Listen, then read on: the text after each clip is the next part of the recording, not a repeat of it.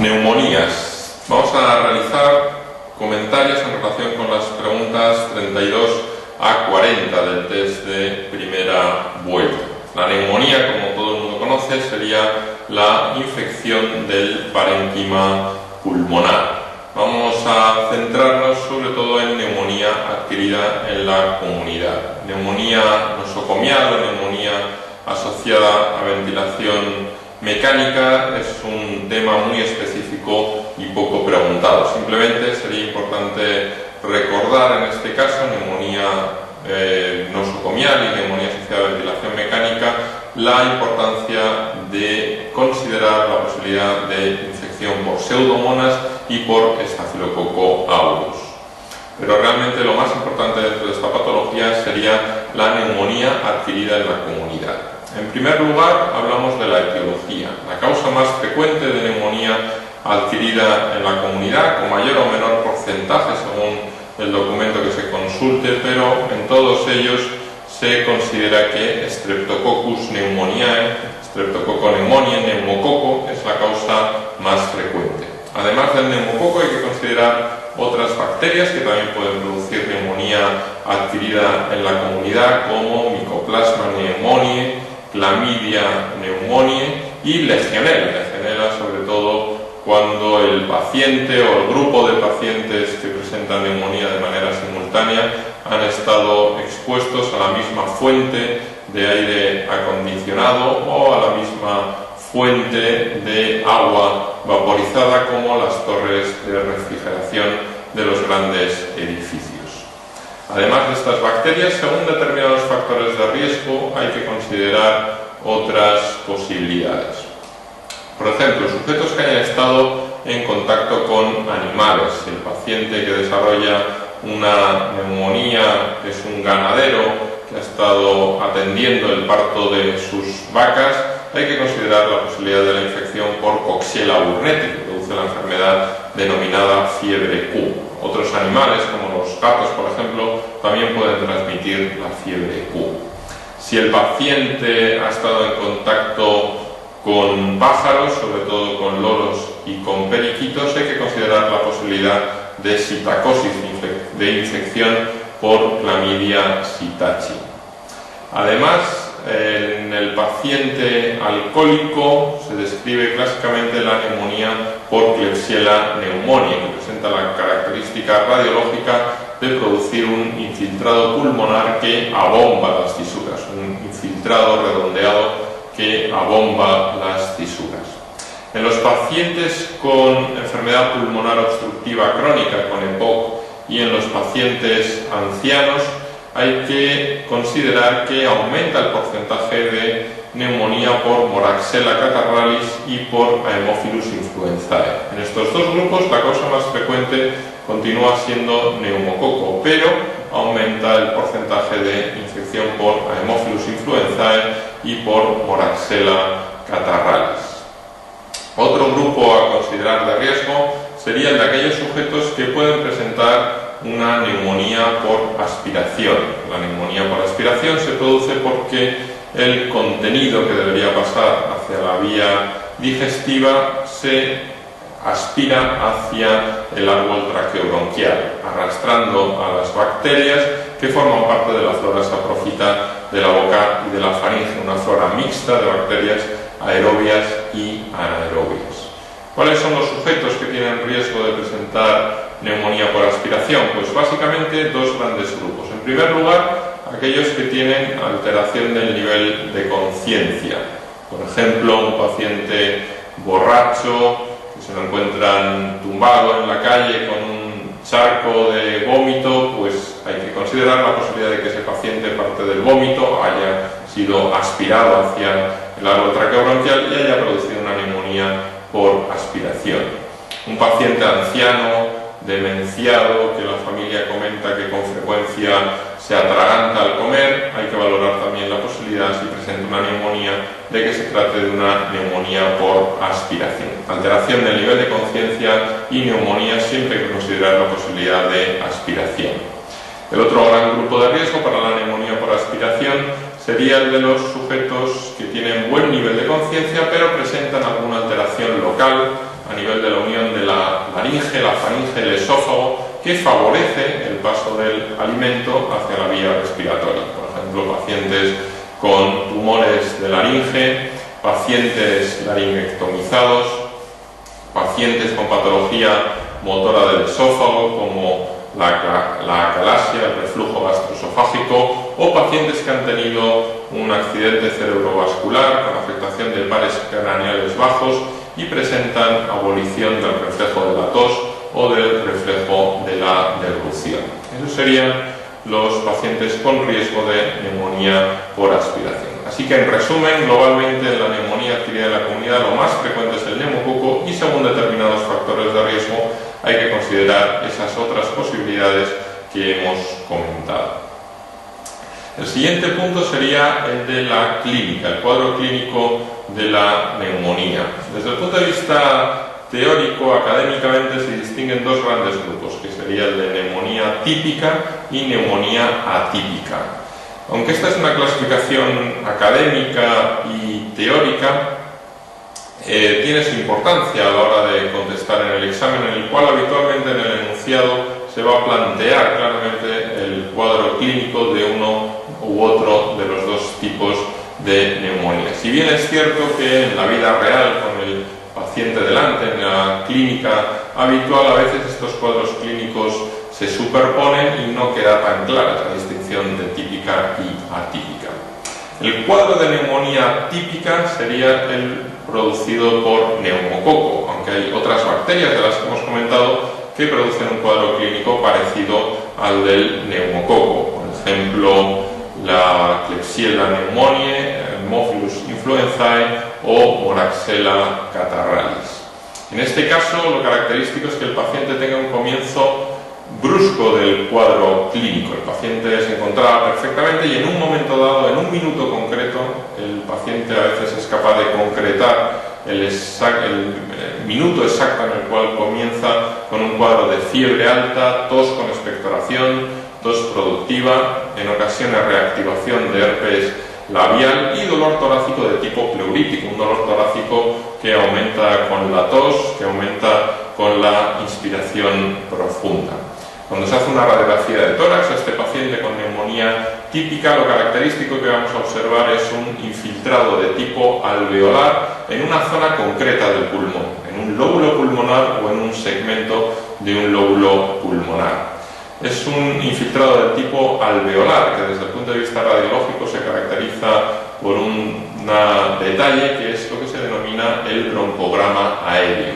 Los alveolos están rellenos de moco y ese moco produce un contraste con el aire que rellena la vía aérea y se ve el dibujo del árbol traqueobronquial. Eso es lo que se denomina el broncograma aéreo, característico de este tipo de infiltrado.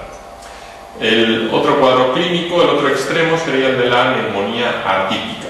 El representante más importante de la neumonía atípica es Mycoplasma pneumoniae, pero otras bacterias de las que hemos comentado producen un cuadro clínico parecido al del micoplasma, por ejemplo, Chlamydia pneumoniae o los dos relacionados con los animales, Chlamydia psittaci y Coxiella burnetii. En este caso, el cuadro clínico se caracteriza por su instauración más insidiosa, más larvada a lo largo de varios días. El paciente presenta fiebre, pero fiebre no tan alta. La tos característicamente es una tos seca, tos sin expectoración, y el paciente, más que de clínica torácica o pulmonar, se va a quejar de un cuadro de clínica sistémica, artralgias, mialgias, astenia, un cuadro que en ocasiones se puede incluso confundir con un síndrome gripal. Y desde el punto de vista radiológico, en la radiografía de tórax de este paciente, lo característico en este caso es la presencia de un infiltrado intersticial bilateral. En este caso, la inflamación no está en el alveolo propiamente dicho, sino en el intersticio pulmonar y afecta a los dos pulmones a la vez. También se denomina el patrón en vidrio esmerilado o en vidrio deslustrado, porque se ve un patrón de afectación difusa, difuminada, que de manera simultánea afecta a ambos pulmones. Como ya hemos comentado, esta distinción es un poco académica entre típica y atípica, pero en ocasiones en la clínica los cuadros se pueden superponer. El tercer aspecto dentro de las neumonías sería el diagnóstico. Lo primero que hay que recordar es que en la gran mayoría de los casos, en más del 50% de los casos, no se llega al diagnóstico etiológico de la neumonía. El paciente viene con un cuadro clínico y radiológico y unos antecedentes que sugieren una etiología, se pauta un tratamiento empírico. La mayoría de los pacientes van a responder de manera adecuada a ese tratamiento empírico y nunca se llega a saber realmente cuál fue el microorganismo causante de la infección. Pero si realmente queremos saber la etiología desde el punto de vista microbiológico de esa neumonía, existe la posibilidad de utilizar 4 tipos de pruebas. La primera serían las pruebas serológicas, las pruebas que detectan anticuerpos específicos, que detectan inmunoglobulina producida por el sistema inmunológico frente a esa infección. Una IgM positiva frente a determinada bacteria que indicaría una infección aguda, o un aumento en el título de IgG en las siguientes semanas frente a determinada bacteria. Hay que recordar que las pruebas serológicas, dado el retraso que vamos a tener en el diagnóstico, el retraso en tener el resultado de esas pruebas, tienen más un interés epidemiológico que práctico, pero a pesar de eso siguen siendo las de elección para el diagnóstico de la neumonía atípica. Mycoplasma, Clamidia, Coxiella son bacterias muy difíciles de cultivar y habitualmente el diagnóstico se realiza mediante serología. La segunda prueba, el segundo grupo de pruebas, sería la de la detección de los propios antígenos bacterianos. Y en este sentido hay 2 pruebas que se realizan en orina para detección de antígenos de las bacterias, que serían la detección de antígeno de Legionella en orina y la detección de antígeno de neumococo en orina. Concretamente, la detección del antígeno de Legionella en orina se considera actualmente que es la prueba diagnóstica de elección para esta patología. El tercer grupo de pruebas serían las que se realizan mediante hemocultivo. La tercera prueba sería el hemocultivo. La extracción de una muestra de sangre es mayor el rendimiento del hemocultivo si se extrae coincidiendo con el pico febril, y una posibilidad es aislar la bacteria que está produciendo la neumonía en esa muestra sanguínea.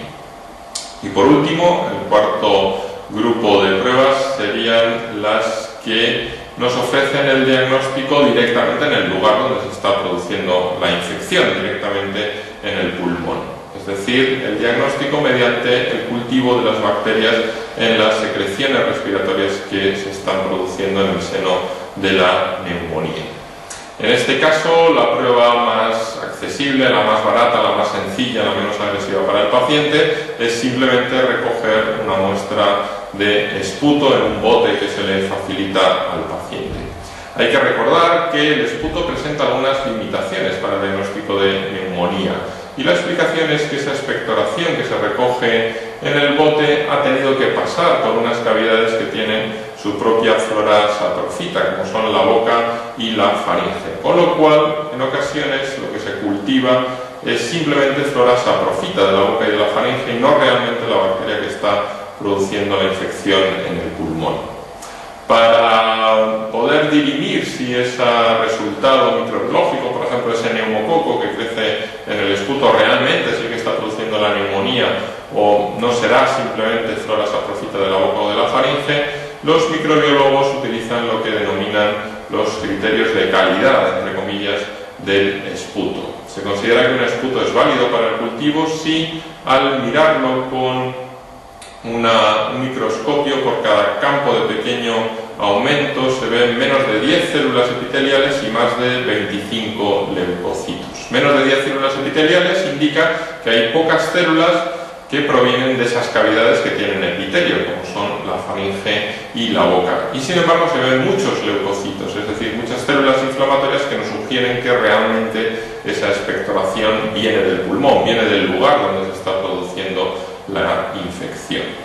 Habitualmente lo que se recomienda cuando un paciente acude con neumonía es que si se va a tratar ambulatoriamente no se realicen más pruebas diagnósticas, no se realice ninguna prueba diagnóstica, simplemente se paute un tratamiento empírico antibiótico y se vea la respuesta a ese tratamiento. Si el paciente requiere ingreso en el hospital, se recomienda que al menos se haga una tinción de Gram y un cultivo del esputo, se extraigan hemocultivos coincidiendo con el pico febril y además se realice una determinación de antígeno de Legionella en orina.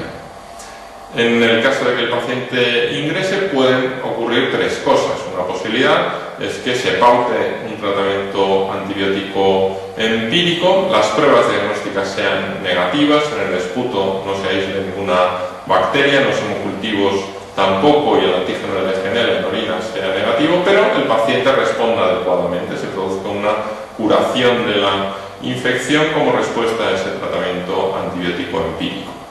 La segunda posibilidad es que alguna de esas pruebas sea diagnóstica, que el antígeno de Legionella en orina sea positivo y por tanto se reduzca el tratamiento empírico para dejar solamente el tratamiento activo frente a Legionella, o que en los hemocultivos crezca un neumococo, o que en el esputo que sea válido crezca un Haemophilus, en cuyo caso, si alguna de las pruebas diagnósticas microbiológicas es positiva, se puede reducir el espectro y mantener el tratamiento específico para esa bacteria que se ha aislado, para esa infección que se ha diagnosticado desde el punto de vista microbiológico. Y la tercera posibilidad es que se ingrese al paciente, se paute un tratamiento antibiótico empírico, las pruebas diagnósticas microbiológicas sean negativas, pero la evolución del paciente no sea favorable. O la otra posibilidad es que se trate de un paciente inmunodeprimido. En estos dos casos, falta de respuesta al tratamiento empírico con pruebas diagnósticas negativas o paciente inmunodeprimido, se recomienda ser más agresivo en el diagnóstico. Para ser más agresivo en el diagnóstico, habría que ir directamente al pulmón, intentar tomar una muestra para cultivo directamente en el pulmón, y para eso la siguiente prueba a realizar sería la broncoscopia. Mediante broncoscopia se puede alcanzar directamente el lóbulo pulmonar o el segmento del lóbulo pulmonar en el cual está el infiltrado y tomar directamente una muestra mediante lavado broncoalveolar o biopsia transbronquial para cultivo microbiológico. El aislamiento de algún microorganismo en esa muestra sería mucho más específico y permitiría realizar el diagnóstico de esa infección. Y ya por último, de manera completamente excepcional, en ocasiones es necesario hacer una biopsia del pulmón para el diagnóstico microbiológico. Puede ser una biopsia a través de una punción transtorácica o puede tomarse directamente la biopsia mediante videotracoscopia y de manera también absolutamente excepcional mediante cirugía abierta, mediante toracotomía. Esas serían las posibilidades para el diagnóstico de la neumonía, resumidas en esas cuatro tipos de pruebas: pruebas serológicas, pruebas de detección de antígenos, hemocultivos y estas pruebas que hemos comentado para el cultivo directamente en las secreciones respiratorias que se producen en el seno de la neumonía.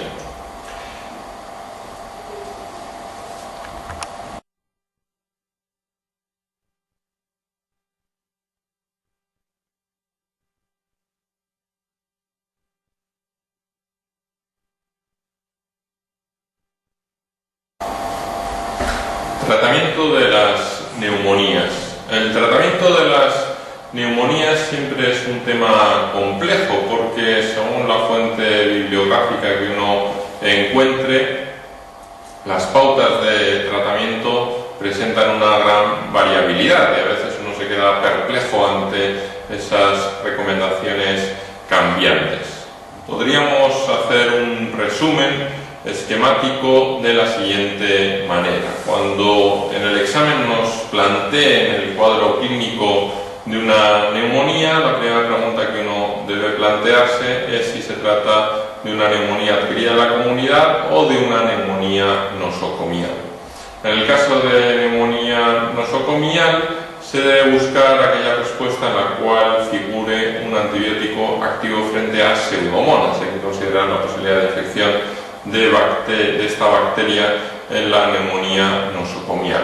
En el tema de antibióticos se trata cuáles son los antibióticos activos frente a esta bacteria. Pero lo más probable es que lo que nos planteen sea una neumonía adquirida en la comunidad, que desde el punto de vista clínico se podría clasificar en dos grandes grupos, típica y atípica. Pero además de esta gran clasificación de típica y atípica, hay que fijarse en el enunciado si se comenta alguno de los siguientes factores de riesgo que nos deben hacer pensar en determinadas enfermedades infecciosas peculiares del pulmón. Por ejemplo, una de las posibilidades a considerar es que se comente que el paciente ha estado en contacto con animales. El paciente ha estado en contacto con vacas, hay que considerar la posibilidad de la fiebre Q, la Coxiella burnetii. Si ha estado en contacto con pájaros, sobre todo loros, periquitos, hay que considerar la posibilidad de la infección por Chlamydia psittaci. En este caso, el tratamiento de elección, Chlamydia psittaci y Coxiella burnetii, sería con tetraciclina, lo que más se utiliza en la práctica clínica habitual, doxiciclina. Otro factor de riesgo que hay que considerar, como ya hemos comentado previamente, es el de la neumonía por aspiración. Si el paciente presenta alguno de los factores de riesgo comentados para neumonía por aspiración, en el tratamiento se debe emplear o clindamicina o amoxicilina con ácido clavulánico. En la práctica actual lo más empleado clínicamente es amoxicilina con ácido clavulánico. Si en el enunciado no nos comentan estos factores de riesgo peculiares, la gran clasificación, como comentábamos, de neumonía adquirida en la comunidad es en neumonía típica y neumonía atípica. La neumonía atípica es la producida por Mycoplasma pneumoniae y Chlamydia pneumoniae. En este caso, la mayoría de los autores del tratamiento que recomiendan es con un macrólido. Habría tres macrólidos más importantes a recordar, que son eritromicina, acitromicina y claritromicina. Y por último, existe la posibilidad de que nos hablen de neumonía adquirida en la comunidad típica. Lo más frecuente en este caso, como ya se ha comentado también previamente, sería la infección por neumococo, aunque hay otras bacterias que producen un cuadro clínico parecido al del neumococo, como Klebsiella pneumoniae, Haemophilus influenza y Moraxella catarrhalis.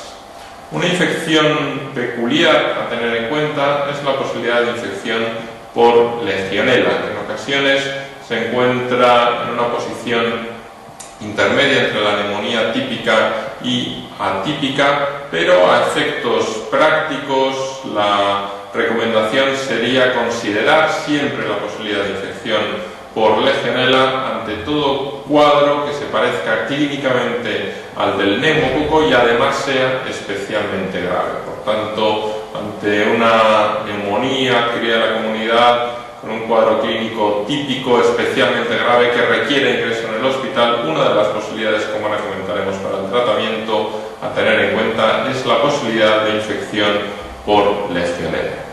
Neumonía adquirida en la comunidad típica, habría que considerar esas etiologías que se han comentado, y el paso siguiente es determinar si ese paciente se puede tratar ambulatoriamente o si ese paciente requiere ingreso hospitalario. Los criterios de ingreso en el hospital en caso de neumonía los podríamos clasificar en cuatro grandes grupos: criterios clínicos, criterios radiológicos, criterios basados en la situación previa del paciente y criterios sociales. Desde el punto de vista clínico es necesario ingresar en el hospital aquellos pacientes que presentan síntomas o signos que indican gravedad. Por ejemplo, una taquicardia más de 120 latidos por minuto, una taquipnea superior a 30 respiraciones por minuto, pacientes que presenten hipoxemia con insuficiencia respiratoria, es decir, con una presión parcial de oxígeno por debajo de 60 milímetros de mercurio, pacientes que presentan encefalopatía, alteración del nivel de conciencia en el seno de la neumonía, por supuesto pacientes que presenten sepsis grave o shock séptico, que presenten un cuadro de hipotensión en el seno de esa infección grave. También los pacientes con una gran leucocitosis o con leucopenia deben ingresar en el hospital. El segundo grupo serían los criterios radiológicos y en este caso habría tres importantes a recordar. Uno de ellos sería la neumonía que afecte a más de un lóbulo, una neumonía típica que afecta a dos o más lóbulos. Se ha demostrado claramente en diversos estudios que es una situación que empeora el pronóstico del paciente y en ese caso el paciente se debe ingresar y debe ser vigilado estrechamente.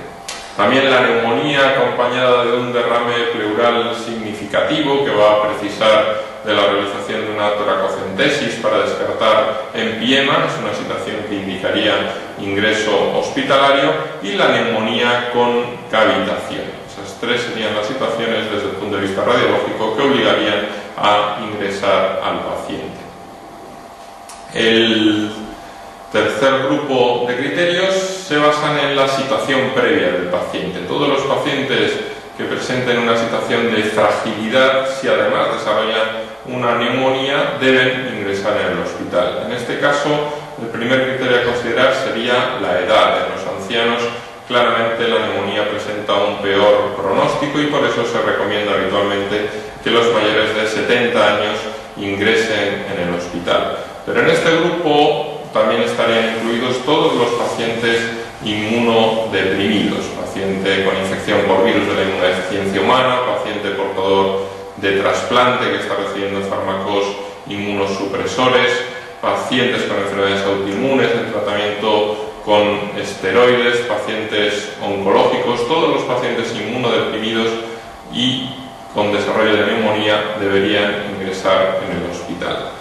Y por último estarían los criterios sociales. Hay que tener en cuenta que la neumonía siempre se debe considerar como una infección grave y si el paciente se va a tratar de manera ambulatoria hay que garantizar que va a recibir el antibiótico de manera adecuada y que va a ser vigilado, sobre todo en las primeras 48-72 horas, que alguien le acompaña y que puede regresar al hospital en el caso de que la evolución no sea favorable.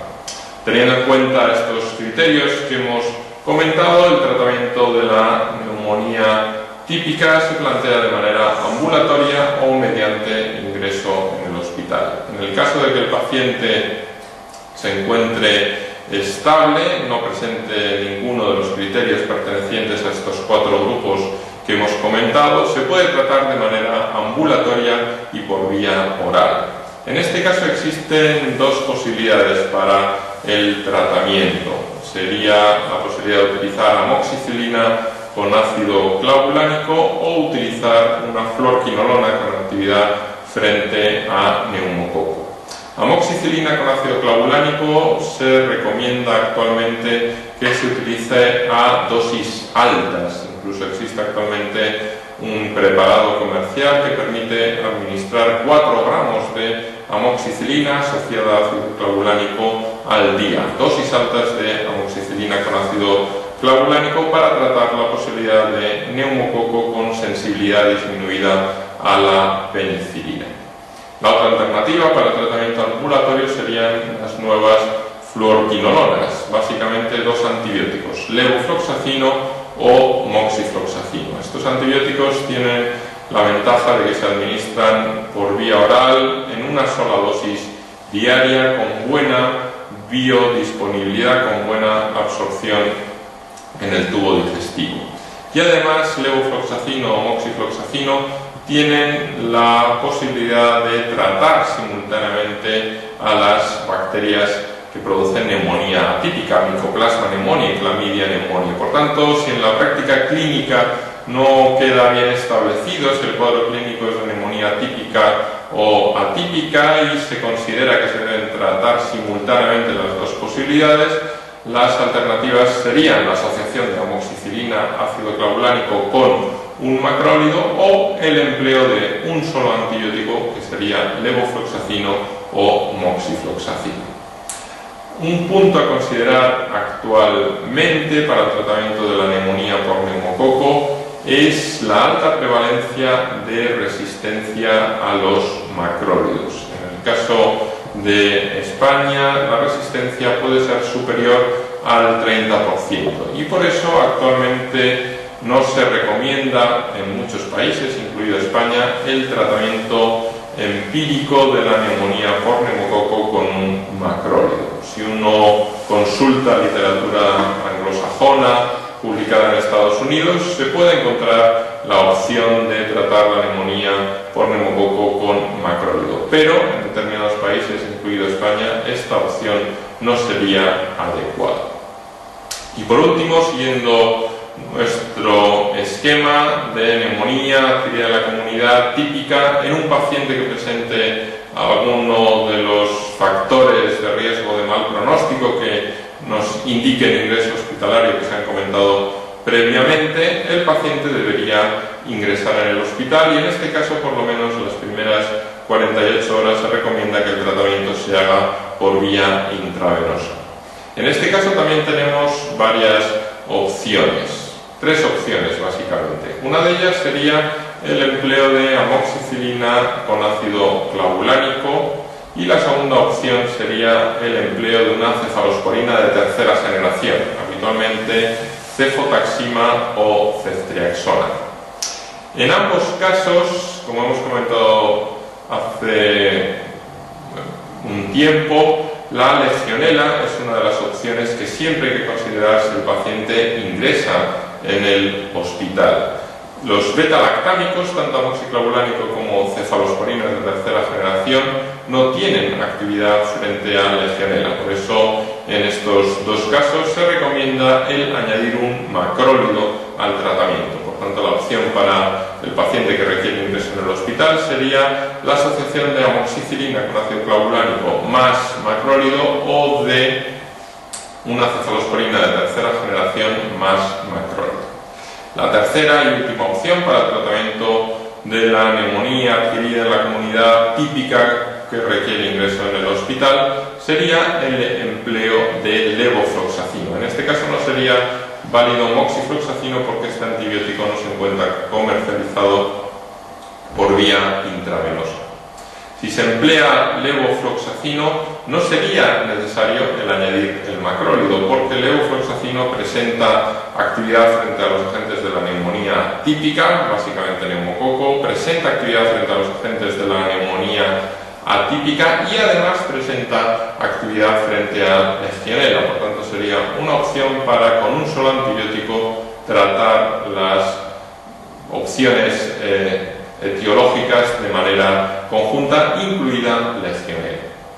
Por último, es necesario recordar que recientemente se han publicado algunos estudios que sugieren que para el tratamiento de legionela podría tener mayor actividad levofloxacino que no los macrólidos. En los estudios realizados no se ha demostrado diferencia de supervivencia, pero sí un menor número de días de ingreso hospitalario y un menor tiempo hasta la desaparición de la fiebre en los pacientes con neumonía por legionela tratada con levofloxacino frente a aquellos tratados con un macrólido.